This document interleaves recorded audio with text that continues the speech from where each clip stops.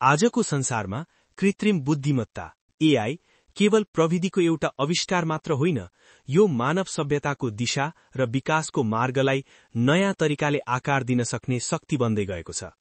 इतिहास हेर्ने हो भने कृषि क्रान्ति एग्रिकल्चरल रेभोल्युसनले मानव जातिलाई सिकारी समूहबाट संगठित समाजमा रूपान्तरण गर्यो।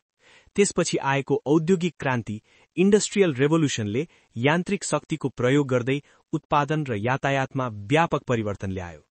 पछिल्लो डिजिटल क्रान्ति डिजिटल रेभोल्युसनले इन्टरनेट, कम्प्युटिङ र सञ्चारलाई नयाँ उचाइमा पुर्यायो।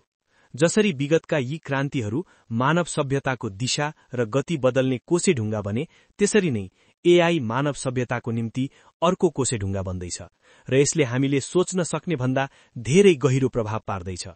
पहिलो पटक प्रविधि केवल एक औजार मात्र नभई स्वतन्त्र रूपमा सोच्ने, सिक्ने र निर्णय लिन सक्षम प्रणाली बन्दै गएको छ। तर यो प्रविधि किन यति क्रान्तिकारी छ? किन यसले परम्परागत सोचाइ र प्रविधिलाई पुनः परिभाषित गरिरहेको छ? यसले कति ठूला परिवर्तनहरू ल्याउन सक्छ भन्ने बुझ्नु अघि हामीले परम्परागत प्रोग्रामिङ कसरी काम गर्छ र एआई त्यसबाट कसरी फरक छ भन्ने कुरा बुझ्न जरुरी छ। आउनुहोस् यस श्रृङ्खलाको सुरुवात त्यहीबाट गरौं। परम्परागत प्रोग्रामिङमा विकासकर्ताहरूले प्रत्येक सम्भावित परिदृश्यको लागि नियमहरू लेख्छन्। यसको मतलब कुनै पनि परम्परागत सफ्टवेयरले त्यही मात्र काम गर्न सक्छ जसको लागि त्यो प्रोग्राम गरिएको हुन्छ। यसले नयाँ परिस्थितिहरूमा आफै सिक्न वा अनुकूलन गर्न सक्दैन। मानौ हामीले क्याल्कुलेटरमा 2+2 टाइप गर्यौं। परम्परागत प्रोग्रामिङमा क्याल्कुलेटरलाई 2 र 2 जोड्न र उत्तरमा 4 देखाउनको लागि नियमहरू दिइएको हुन्छ। सोही पूर्व निर्दिष्ट नियमहरूको आधारमा क्याल्कुलेटरले हाम्रा गणितीय प्रश्नको जवाफ दिन सक्छ।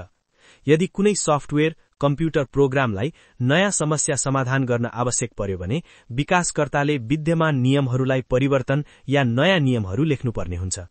यसरी परम्परागत प्रोग्रामिङ केवल पूर्व निर्धारित नियमहरूको आधारमा काम गर्छ।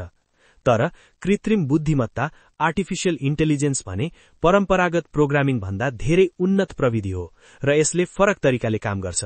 यो मानव बुद्धिमत्ता तथा मस्तिष्कको स्नायु संरचनाको अनुकरण गर्ने वा त्यसबाट प्रेरित भई कम्प्युटरमा बुद्धिमत्ता विकास गराउने यान्त्रिक सिकाइको प्रणाली प्रविधि हो।